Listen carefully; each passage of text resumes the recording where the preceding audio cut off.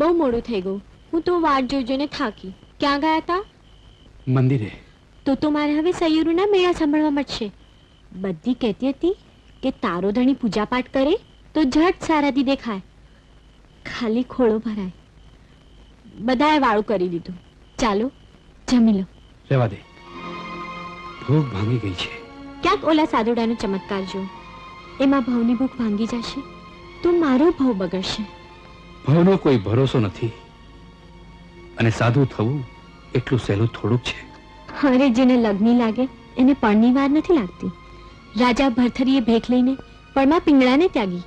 ગોપીચંદે ગૌડ બંગાળનું રાજ્ય છોડ્યું. હરે ગરવા પુરુષો સાથે આપણા પ્રારબ્ધની સરખામણી ન હોય તો પછી મને તેડવા કેમ ના આવ્યા? તેડવા આવ્યો હોત તો સંત પુરુષોનો સાક્ષાત ચમત્કાર ક્યાંથી જોવા મળત? ક્યાંક જાદુ કરીને જોગી તમને કઈ કંઠી તો નથી બાંધી ગયો ને? કંઠી તો નથી બાંધી ગયો, પણ જતા જતા કહેતો ગયો છે કે પાપ ધોવા પશ્ચાતાપ જાગે તો આશ્રમના દ્વાર મારા માટે ખુલ્લા છે. તમે તો પુણ્યશાળી છો એટલે આટલું ઊંડું વિચારો. આ વખતે આખું ગામ કહેતું હતું કે આપણા જેવી જોડી તો ભાગ્યશાળીની જ હોય. ભાગ્યના ભેગ તો જોડી જોડનાર જ જાણે.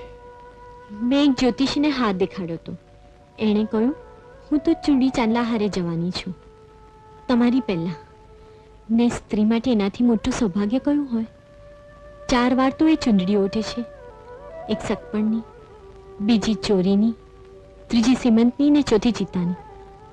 અરે તમે શું વિચારમાં પડી ગયા? આજ તો હું તમને ઊંઘવા જ નહીં દઉં. મારે તો તમારી હારે ઘણી ઘણી વાતો કરવી છે.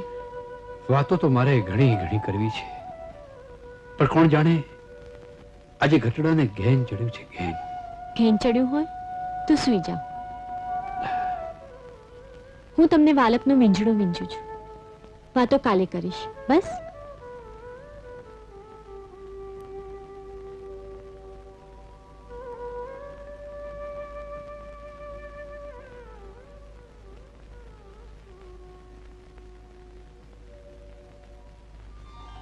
બેટા, જે દિવસે આ સંસારના મોહ માયાના બંધનો છૂટી જાય તે દિવસે મારી પાસે હાલ્યો આવજે.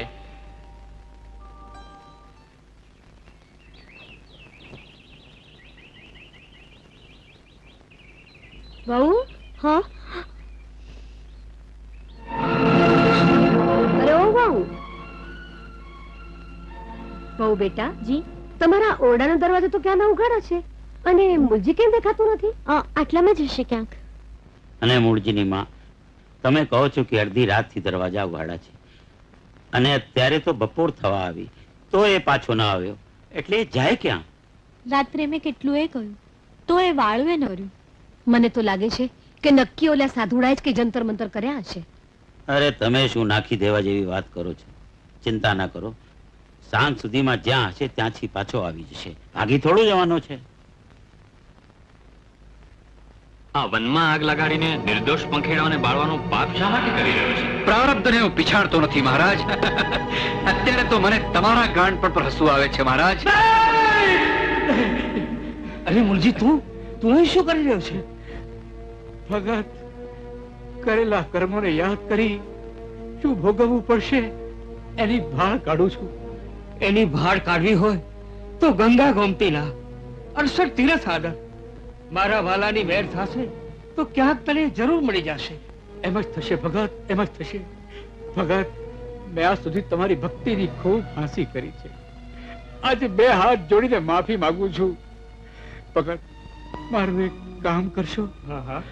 મારા ઘરે સંદેશો પઠવજો કે સંસાર વ્યવહારને છોડી હું મારા અણદીઠે માર્ગે જાઉં છું.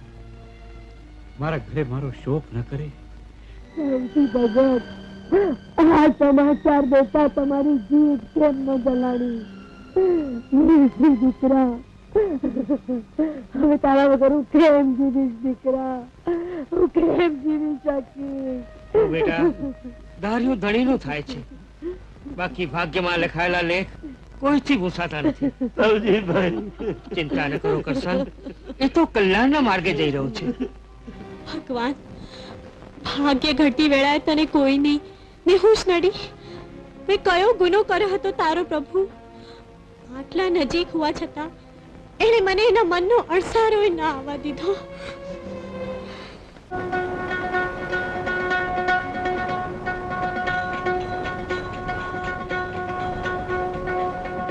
માનવો જાણે અમે સારા કામ કરીએ ને જેનો રે કરે છે સંતાપ મન સમજાવી ના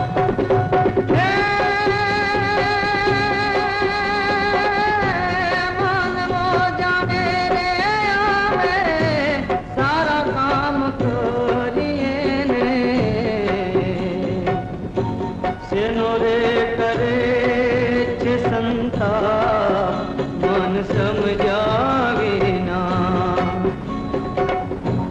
બની જાર ત્યાગીને થઈ જાવે રાગીને જપલે ને જીવડા તું જા મન સમજી જાને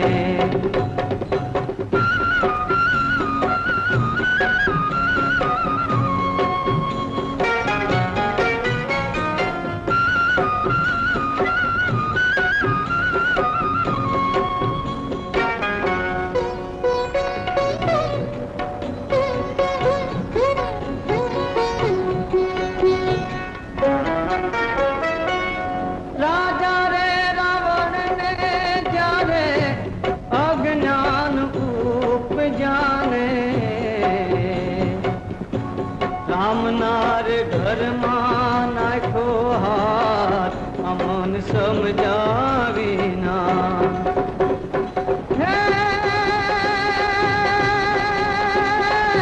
સૂર્ય રે રથમાં જ્યારે ભમરાન વીંધો ને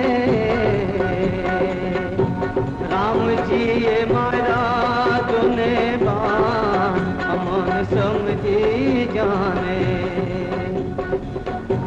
બની જાર ત્યાગીને થઈ જાવે રાગીને જપલે ને જીવડા તું જા અમન સમજી જાને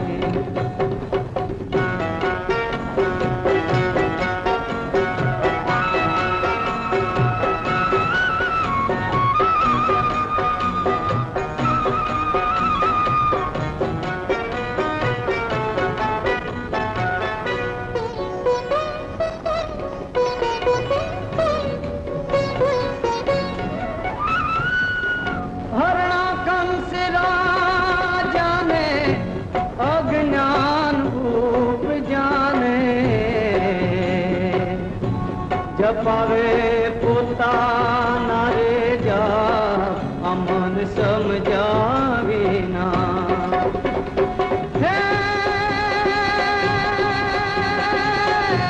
થાંભલે ફાડીને મારો નાથ પ્રગટ થયાને રે મારો રે પ્રહલાદનો બાપ અમન સમજી જાને બની જાર ત્યાગીને થઈ જાવે રાગીને જપલે ને જીવડા તું જા અમન સમજી જાને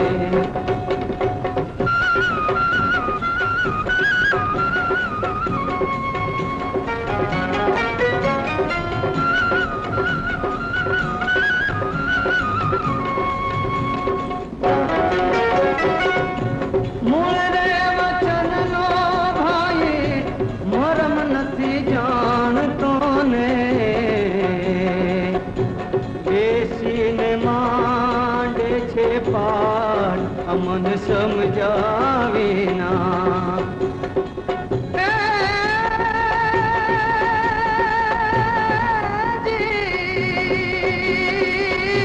અગમ રે નિગમની વાલો વાતું કરે છે ને મહારાજ ગાવે મૂળદાસ અમન સમજી જાને બન જાર ત્યાગીને થઈ જાવે રાગીને જપલે ને જીવડા તું જા અમન સમજી જાને